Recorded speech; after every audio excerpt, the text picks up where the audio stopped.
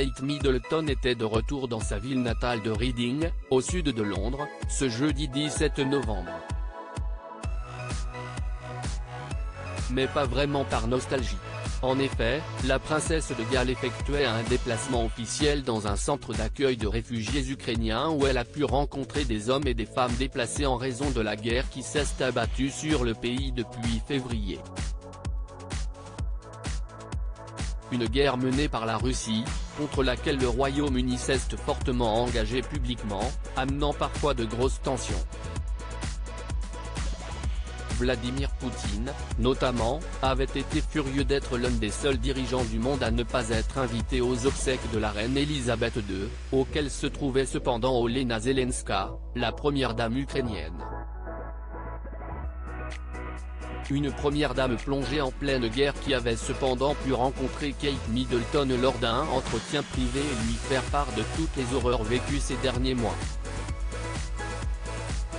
Touchée, la princesse de Galles avait alors annoncé un soutien de sa fondation en faveur de celle montée par la première dame ukrainienne dédiée à la santé mentale. Et ce n'est pas la première fois que la femme du prince William s'engageait pour l'Ukraine. Déjà au début de l'année, alors que la guerre venait à peine de commencer, le couple avait visité un centre d'accueil et rencontré des réfugiés ukrainiens choqués par la violence de la destruction de leur pays. Une visite dont la princesse de Galles était ressortie avec les larmes aux yeux. Réaffirmer son soutien au peuple ukrainien et les parents de George, Charlotte et Louis, 9, 7 et 4 ans, n'avaient pas hésité à briser leur réserve légendaire qui leur interdit de parler de politique en publiant un message clair sur leur compte Instagram. Aujourd'hui, nous soutenons le président et tout le peuple ukrainien alors qu'ils se battent courageusement pour leur futur, WC.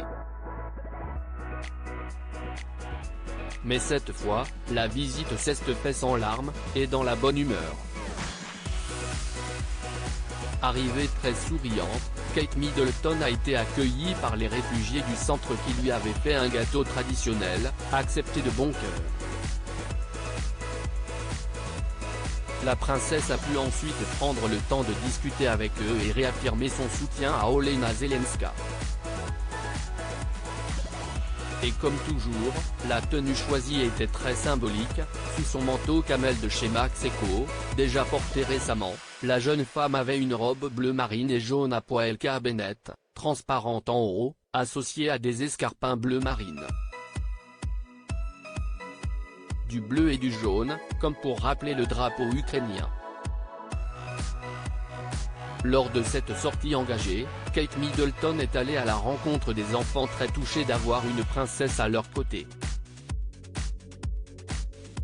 L'une d'entre elles a craqué pour la maman de George, Charlotte et Louis et a tenu à lui faire savoir par quelques mots très forts, « Kate je t'aime ».